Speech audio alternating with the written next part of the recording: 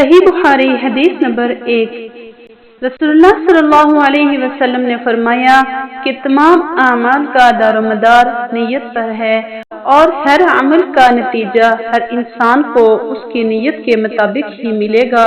بس جس کی ہجرت یعنی ترک وطن دولت دنیا حاصل کرنے کے لیے ہو یا کسی عورت سے شادی کی غرض سے ہو، بس اس کی ہجرت انہی چیزوں کے لیے ہوگی جن کے حاصل کرنے کی نیت سے اس نے ہجرت کی ہے۔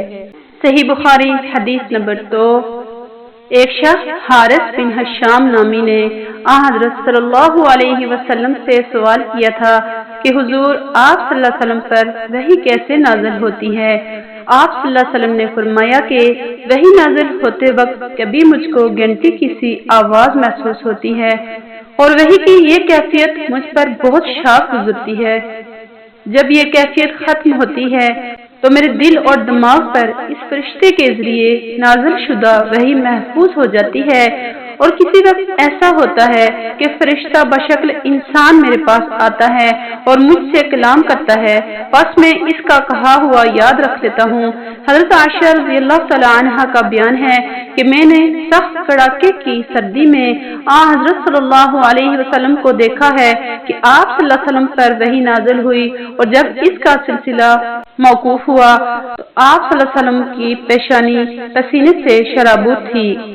صحیح بخاری حدیث نمبر 3۔ حضرت صلی اللہ علیہ وسلم پر وحی کا ابتدائی دور اچھے سچے پاکیزہ خوابوں سے شروع ہوا۔ آپ صلی اللہ علیہ وسلم خواب میں جو کچھ دیکھتے وہ صبح کی روشنی کی طرح صحیح اور سچا ثابت ہوتا۔ پھر من جانب قدرت آپ تنہائی پسند ہو گئے، اور آپ صلی اللہ علیہ وسلم نے غار حرا میں خلوت نشینی اختیار فرمائی، اور کئی دن اور رات وہاں مسلسل عبادت اور یاد الہی اور ذکر و فکر میں مشغول رہتے۔ جب تک گھر آنے کو دل نہ چاہتا توشہ ہمراہ لیے ہوئے وہاں رہتے۔ توشہ ختم ہونے پر ہی اہلیہ محترمہ حضرت خدیجہ رضی اللہ تعالی عنہا کے پاس تشریف لاتے، اور کچھ توشہ ہمراہ لے کر پھر وہاں جا کر خلوت گزین ہو جاتے۔ یہی طریقہ جاری رہا یہاں تک کہ آپ پر حق منکشف ہو گیا، اور آپ غار حرا میں ہی قیام پذیر تھے کہ اچانک حضرت جبریل علیہ السلام آپ کے پاس حاضر ہوئے اور کہنے لگے، اے محمد صلی اللہ علیہ وسلم پڑھو۔ آپ فرماتے ہیں کہ میں نے کہا میں پڑھنا نہیں جانتا۔ آپ صلی اللہ علیہ وسلم فرماتے ہیں کہ فرشتے نے مجھے پکڑ کر اتنے زور سے بینچا کہ میری طاقت جواب دے گئی، پھر مجھے چھوڑ کر کہا کہ پڑھو۔ میں نے پھر وہی جواب دیا کہ میں پڑھا ہوا نہیں ہوں۔ اس فرشتے نے مجھ کو نہایت ہی زور سے بینچا کہ مجھ کو سخت تکلیف محسوس ہوئی، پھر اس نے کہا کہ پڑھ۔ میں نے کہا میں پڑھا ہوا نہیں ہوں۔ فرشتے نے تیسری بار مجھ کو پکڑا اور تیسری مرتبہ پھر مجھ کو بینچا، پھر مجھے چھوڑ دیا اور کہنے لگا کہ پڑھو اپنے رب کے نام کی مدد سے جس نے پیدا کیا اور انسان کو خون کی پھٹکی سے بنایا، پڑھو اور آپ کا رب بہت ہی مہربانیاں کرنے والا ہے۔ بس یہی آیتیں آپ حضرت جبریل علیہ السلام سے سن کر اس حال میں غار حرا سے واپس ہوئے کہ آپ کا دل اس انوکھے واقعہ سے کانپ رہا تھا۔ آپ حضرت خدیجہ رضی اللہ تعالی عنہا کے ہاں تشریف لائے اور فرمایا کہ مجھے کمبل اڑا دو، مجھے کمبل اڑا دو۔ لوگوں نے آپ کو کمبل اڑا دیا۔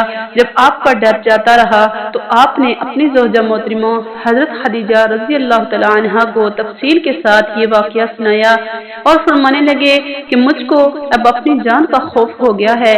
آپ کی اہلیہ محترمہ حضرت خدیجہ رضی اللہ تعالی عنہا نے آپ کی ڈھارس بندھائی اور کہا کہ آپ کا خیال صحیح نہیں ہے، خدا کی قسم آپ کو اللہ تعالیٰ کبھی رسوا نہیں کرے گا۔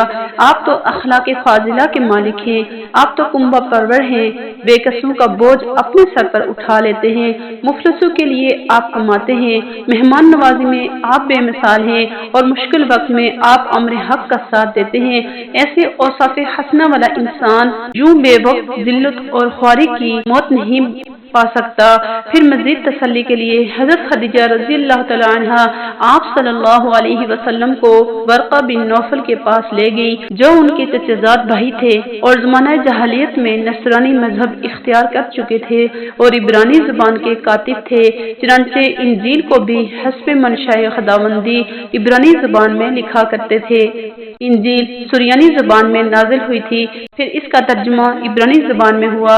वर्का इसी को लिखते थे। वो बहुत बूढ़े हो गए थे, यहाँ तक कि इनकी बिनाई भी रुखसत हो चुकी थी। हज़रत खदीजा रज़ी अल्लाह तआला अन्हा ने इनके सामने आपके हालात बयान किए और कहा कि ऐ चचाजाद भाई, अपने भतीजे मोहम्मद सल्लल्लाहु अलैहि वसल्लम की ज़ुबानी जरा इनकी कैफियत सुन लीजिए। वो बोले कि भतीजे, आपने जो कुछ देखा है इसकी तफसील सुनाओ। चुनांचे आप सल्लल्लाहु अलैहि वसल्लम ने अज अव्वल ता आखिर पूरा वाक़या सुनाया, जिसे सुनकर वर्का बेइख्तियार होकर बोल उठे कि ये तो वही नामूस यानी माज़ूज़ राज़दान फरिश्ता है जिसे अल्लाह ने हज़रत मूसा अलैहिस्सलाम पर वही देकर भेजा था। काश मैं आपके इस अहद के शुरू होने पर जवान उम्र होता, काश मैं इस वक्त तक जिंदा रहता जबकि आपकी कौम आपको इस शहर से निकाल देगी। रसूल करीम सल्लल्लाहु अलैहि वसल्लम ने ये सुनकर ताज्जुब से पूछा कि क्या वो लोग मुझको निकाल देंगे, हालांकि मैं तो इनमें सादिक व अमीन मकबूल हूँ। वर्का बोला, हाँ ये सब सच है, मगर जो शख्स भी आपकी तरह अम्र हक लेकर आया, लोग इसके दुश्मन ही हो गए थे। अगर मुझे आपकी नबूवत का वो जमाना मिल जाए तो मैं आपकी पूरी मदद करूंगा। मगर वर्का कुछ दिनों के बाद इंतकाल कर गए। फिर कुछ अर्सा तक वही की आमद मौकूफ रही।